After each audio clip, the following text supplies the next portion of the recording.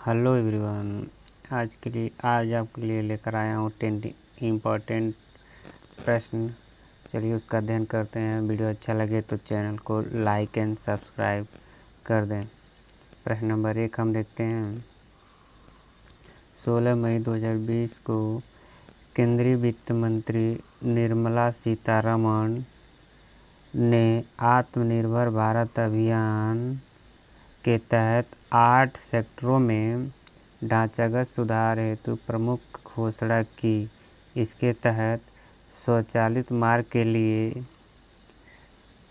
रक्षा विनिर्माण में FDI foreign direct investment, इसका फुल फॉर्म होगा, की सीमा 49% से बढ़ाकर कितने प्रतिशत करने का निर्णय लिया है।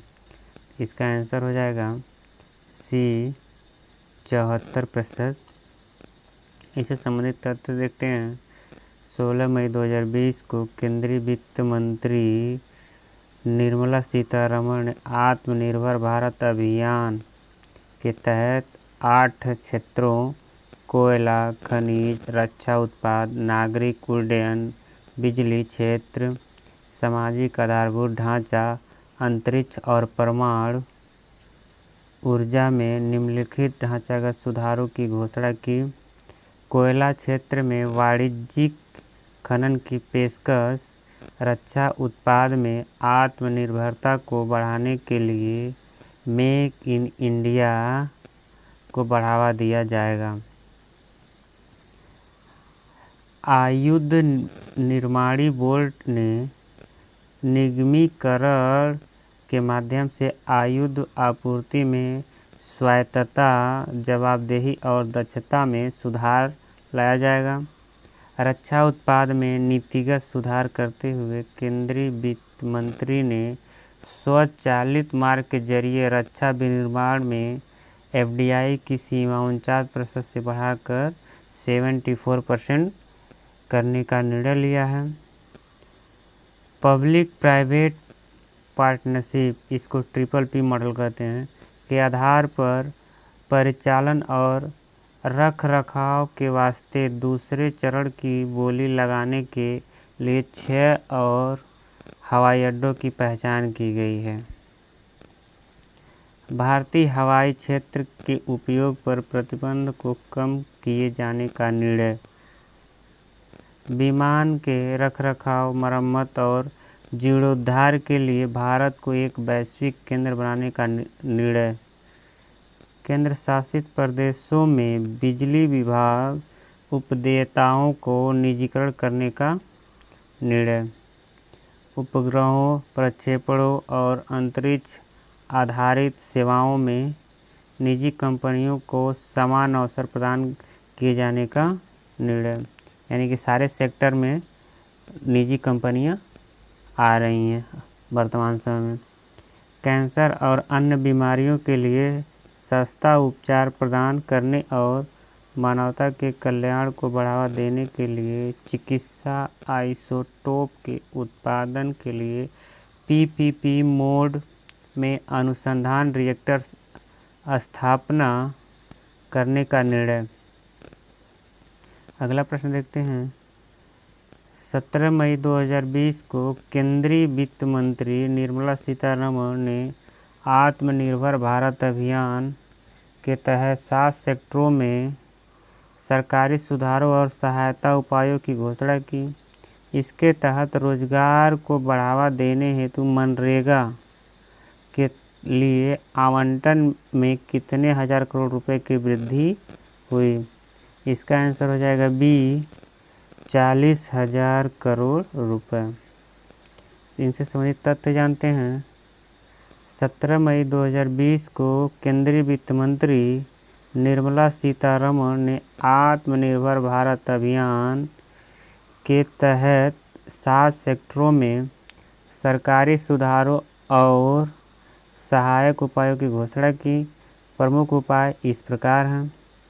इसमें पहला है रोजगार को बढ़ावा देने हेतु मनरेगा के लिए आवंटन में 40,000 करोड़ रुपए की वृद्धि। दूसरा है ग्रामीण और शहरी क्षेत्रों में स्वास्थ्य एवं कल्याण केंद्रों की संख्या में बढ़ोतरी करके जमीनी स्वास्थ्य संस्थाओं में निवेश करके स्वास्थ्य पर सार्वजनिक व्यय को बढ़ाया जाएगा। तीसरा है पीएम ई विद्या डिजिटल ऑनलाइन शिक्षा तक बहुमाध्यम पहुंच के लिए एक कार्यक्रम जिसे जल्द शुरू किया जाएगा।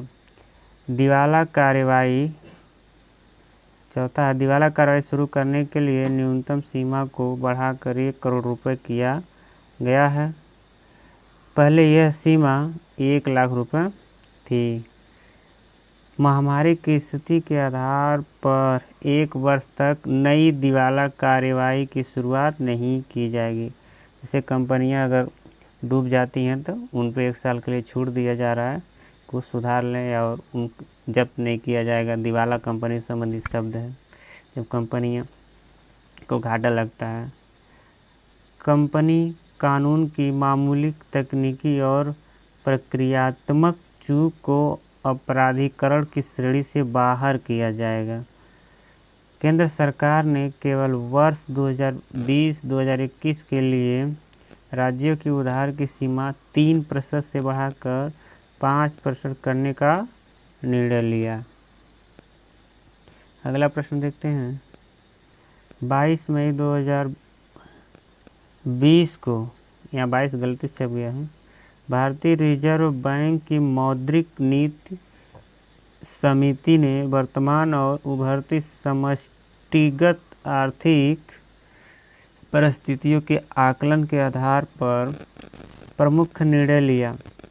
इसके तहत आरबीआई ने नीतिगत रेपो दर में कितने आधार अंकों की कमी की है? तो इसका आंसर हो जाएगा ए 40 आधार अंकों की कमी की है। संबंधित तथ्य जानते हैं। 22 मई 2020 को भारतीय रिजर्व बैंक की मौद्रिक नीति समिति ने वर्तमान और उभरती समष्टिगत आर्थिक परिस्थितियों के आकलन के आधार पर प्रमुख निर्णय लिए। कुछ निर्णय जो हैं इस प्रकार हैं, चलिए देखते हैं। पहला है चल निधि समायोजन सुविधा के तहत नीतिगत रेपो दर को 4.40 से 40 आधार अंक कम करके तत्काल प्रभाव से 4.0 किया गया, यानी कि 40 आधार अंक कम कर दिया गया। इसके तहत रिवर्स रेपो रेट 3.75 से 3.35 हो गया। तदनुसार सीमांत अस्थायी सुविधा दर बैंक दर 4.65% से घटाकर 4.25 हो गया। मुद्रास्फीति लक्ष्य के भीतर बनी रहे एमपीसी ने विकास को पुनर्जीवित करने और अर्थव्यवस्था पर कोविड-19 के प्रभाव को कम करने के लिए जब तक आवश्यक हो निभावकारी रूप बनाए रखने का निर्णय लिया।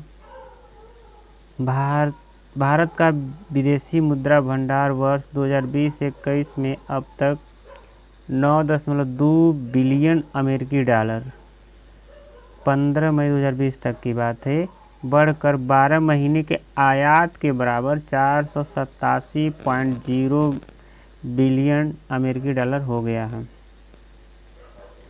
बाहरी क्षेत्र में अप्रैल 2020 में भारत के वस्तु व्यापार में निर्यात और आयात में क्रमशः 60.3% और 58.6% वर्ष दर की गिरावट आई है, यानी कि निर्यात में 60.3% की और आयात में 58.6% की। इसके अलावा भारतीय रिजर्व बैंक ने ईएमआई चुकाने से छूट की मोहलत 3 माह बढ़ाने का निर्णय लिया, यानी कि 3 माह के लिए ईएमआई पे छूट दे रही है। अगला प्रश्न देखते हैं। मई 2020 में किस राज्य के मुख्यमंत्री ने लाख की खेती को कृषि गतिविधि घोषित करने से संबंधित वन विभाग के प्रस्ताव को मंजूरी प्रदान की? इसका आंसर हो जाएगा बी, छत्तीसगढ़। संबंधित तथ्य जानते हैं। मई 2020 में छत्तीसगढ़ के मुख्यमंत्री भूपेश बघेल ने लाख की खेती को कृषि गतिविधि घोषित करने से संबंधित वन विभाग के प्रस्ताव को मंजूरी प्रदान की। राज्य में लाख की खेती को कृषि का दर्जा मिलने के बाद लाख उत्पादन में जुड़े किसानों को भी अन्य किसानों की तरह सहकारी समितियों के माध्यम से आसान ऋण की प्राप्ति कर सकेंगे। छत्तीसगढ़ भारत के प्रमुख लाख उत्पादक राज्यों में से एक है। इस राज्य में किसान कुसुम, प्लास तथा बेर के पेड़ों में परंपरागत तरीके से लाख की खेती करते हैं। अगला प्रश्न देखते हैं। जून 2020 में प्रतिष्ठित अमेरिकी पत्रिका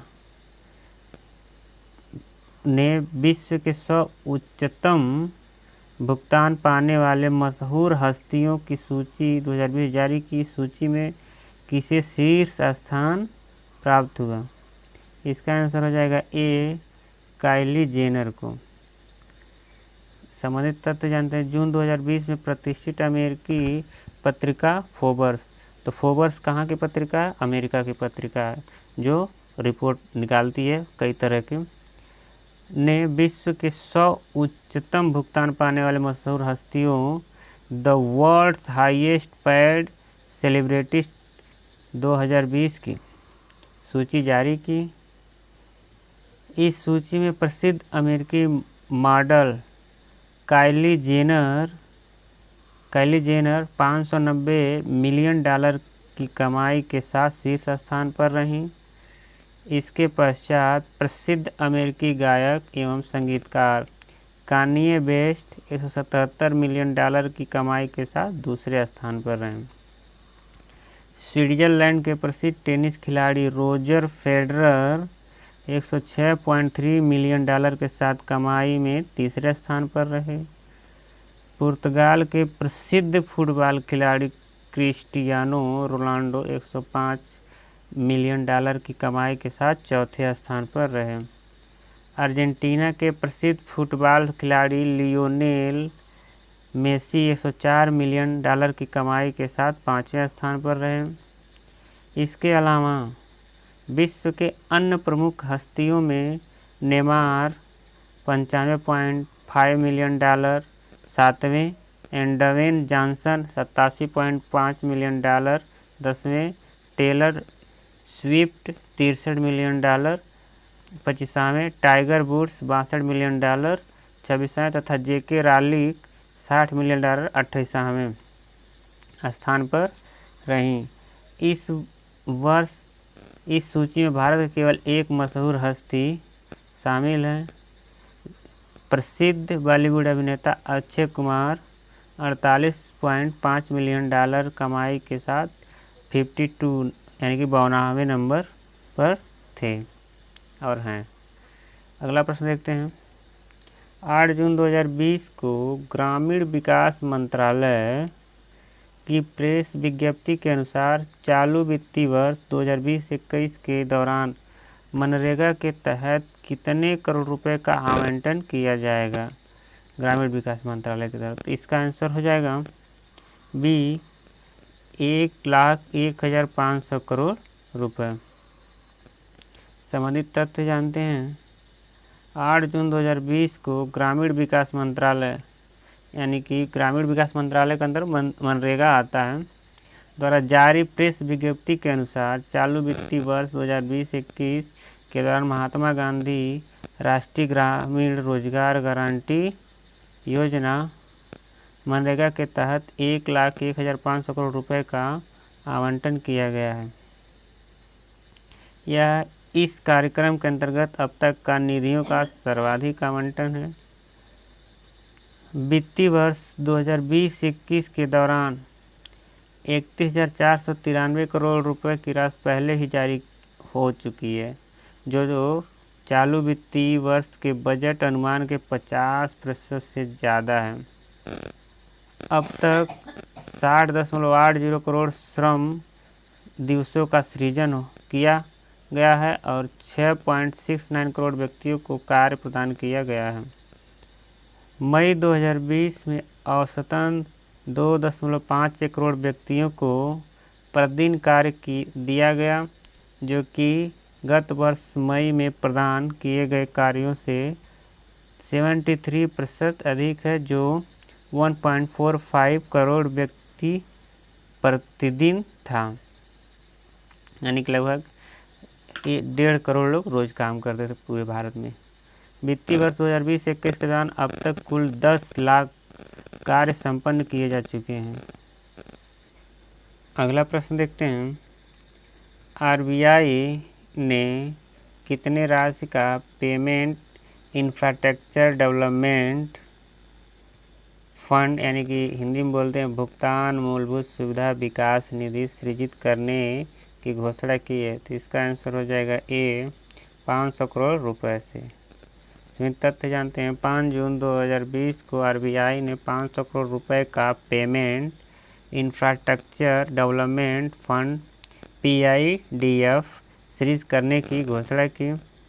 इसका उद्देश्य है कि टियर 3 से टियर 6 केंद्रों और पूर्वोत्तर राज्यों में पॉइंट ऑफ सेल POS मूलभूत सुविधा भौतिक और डिजिटल माध्यम दोनों स्थापित करने हेतु अधिग्राहकों को प्रोत्साहित करने के लिए यह फंड निधि बनाना जरूरी था। इस कदम से इन अल्पसेवित अनडिजर्वेड क्षेत्रों में डिजिटलीकरण भुगतान प्रणाली का बढ़ावा मिलेगा। निधि फंड का जो स्वरूप है इस प्रकार है। पहला, आरबीआई इस फंड में 250 करोड़ रुपए का प्रारंभिक योगदान करेगा। शेष 250 करोड़ रुपए कार्ड जारी करने वाले बैंकों और देश में परिचालित कार्ड नेटवर्कों द्वारा वहन किया जाएगा। PIDF को कार्ड जारी करने वाले बैंक और कार्ड नेटवर्क से परिचालन व्यय को वहन करने के लिए आवर्ती योगदान भी प्राप्त होगा। यदि आवश्यक हो तो आरबीआई कर्मियों की पूर्ति में भी सालाना योगदान देगा। PIDF एक सलाहकार समिति द्वारा अभिशासित किया जाएगा तथा इसका प्रबंधन और प्रशासन आरबीआई द्वारा किया जाएगा। अगला प्रश्न देखते हैं, 8 जून 2020 को केंद्रीय अप्रत्यक्ष कर सीमा शुल्क बोर्ड CBIC ने आयातित वस्तुओं के तेजी से सीमा शुल्क निकासी के लिए किन शहरों में तुरंत कस्टम कार्यक्रम का शुभारंभ किया? तो इसका आंसर हो जाएगा बी, बंगलौर और चेन्नई में। संबंधित तथ्य जानते हैं, 8 जून 2020 को केंद्रीय अप्रत्यक्ष कर एवं सीमा शुल्क बोर्ड CBIC ने आयातित वस्तुओं के तेजी से सीमा शुल्क निकासी के लिए बेंगलुरु एवं चेन्नई में तुरंत कस्टम कार्यक्रम का शुभारंभ किया। इस कार्यक्रम के अंतर्गत आयातकों को सीमा शुल्क अधिकारियों के साथ नियमित इंटरफेस के उन्मूलन के साथ लाभ मिलेगा, जो पूरे देश में मूल्यांकन में एकरूपता प्रदान करेगा।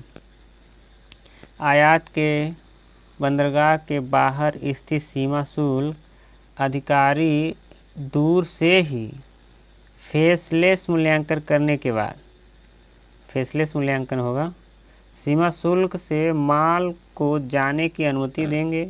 यह कार्यक्रम कारोबार करने में सुगमता में सुधार करने का मेगा कार्यक्रम है, बहुत बड़ा कार्यक्रम है। अगला प्रश्न देखते हैं, Assam agribusiness and rural transformation project द्वारा कितने किसान उत्पादक कंपनी फार्मर प्रोड्यूसर कंपनी की स्थापना की जाएगी? इसका आंसर हो जाएगा ए 100 कंपनियों द्वारा। 8 जून 2020 को असम सरकार ने राज्य में 100 किसान उत्पादक कंपनियों फार्मर प्रोड्यूसर कंपनी की स्थापना की घोषणा की है। FPCS के स्थान की जिम्मेदारी Assam agri business and rural transformation project के निदेशक को दी गई है। यह व्यवस्था कृषि उत्पाद संग्रहण को पटरी पर लाने तथा राष्ट्रीय व अंतर्राष्ट्रीय बाजारों से जुड़ाव यानी कि लिंकेज को सुनिश्चित करने के लिए की जाएगी। असम ध्यातव्य है कि असम की पर्यावरण जन्य कृषि परिस्थितियाँ रोपड़ फसलों प्लांटेशन क्रॉप के लिए बहुत अनुकूल है, जिनमें चाय उत्पादन प्रमुख है। इसके अलावा यहाँ चावल, पपीता, गन्ना, हल्दी एवं जूट तथा आलू इत्यादि का भी उत्पादन होता है। Thank you, bye bye. Video अच्छा लगा हो चैनल को सब्सक्राइब करें, लाइक करें। धन्यवाद।